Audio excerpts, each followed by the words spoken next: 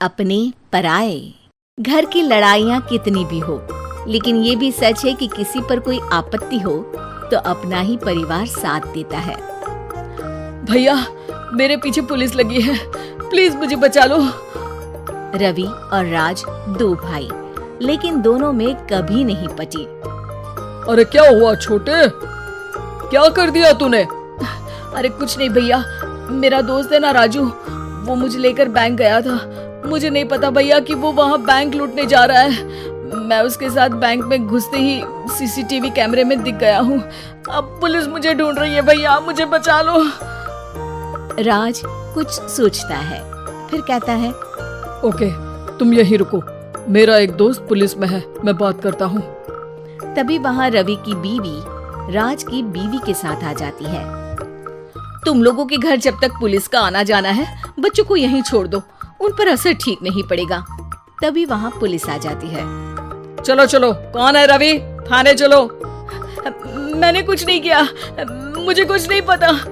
अरे वो तो पुलिस स्टेशन चलकर ही पता चलेगा कि कुछ पता है कि नहीं। चलो। कहानी का फ्लैशबैक। भैया, मुझे मेरे मकान में हक चाहिए ही चाहिए। अरे लेकिन छोटे, अभी मेरे बच्चों पर काफी खर्चा है, तेरी भाभी की भी तबीयत ठीक नहीं रहती, बजट बिल्कुल नहीं है कि मैं अलग होकर रहूं। देख लो भैया, 1 महीना है तुम्हारे पास, जल्दी से घर खाली कर दो। अरे कैसी बात कर रहे हैं भैया, मेरे शरीर में अभी इतनी हिम्मत भी नहीं कि घर को खाली करे। तो क्यों अपना पोषण बेचा भाभी? अरे तुम तो जानती हो, पिताजी की बीमारी के कारण उन्हें हमारी जरूरत थी, कैसे आते पैसे। ससुर जी तो बूढ़े थे भाभी, उनकी बीमारी में भी पैसे लगाना कौन सा अकल का काम था। तो क्या पिताजी को मैं मरने के लिए छोड़ देता? अरे रवि, तू तो समझ, पापा को हमारी जरूरत थी, उन्होंने हमारे लिए हर वो काम किया जिससे हमें खुशी मिले। बैक टू रवि जो जेल में बैठा है। ये मैंने क्या कर दिया था? मैं ना पिता का हुआ ना ही भैया का। मेरे साथ जो हो रहा है ठीक ही हो रहा है। तभी वहाँ पुलिस वाला आता है। रवि, तुमसे कोई मिलने आया है। भाभी, आप यहाँ क्यों आई? पुलिस स्टेशन है ये भाभी। भैया, आपकी जगह मेरा भाई होता तो क्या मैं नहीं आती? अच्छा, ये खाना ले लीजिए, खा लीजिएगा। आपके भैया लगे हैं वकीलों और पुलिस वालों से बात करने में, डरने की कोई बात नहीं। जब आपने गुनाह किया ही नहीं तो सजा भी नहीं मिलेगी।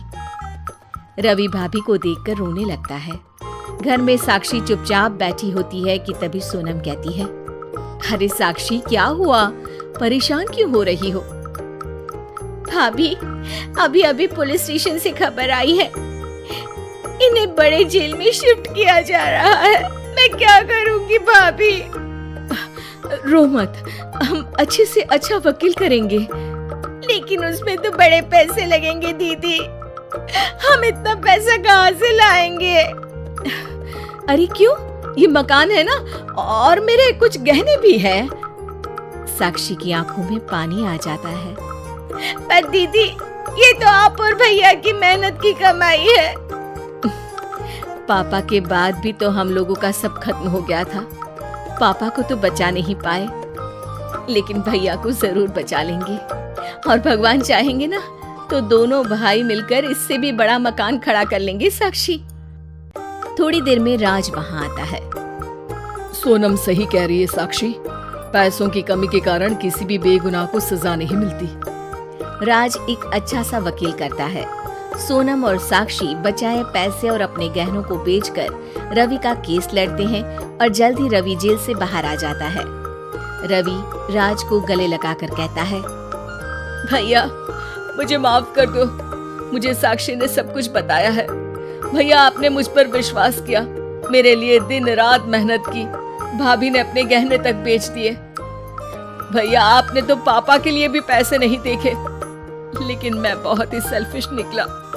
भैया, एक आखिरी बार मुझे माफ कर दो, मैं शर्मिंदा हूँ।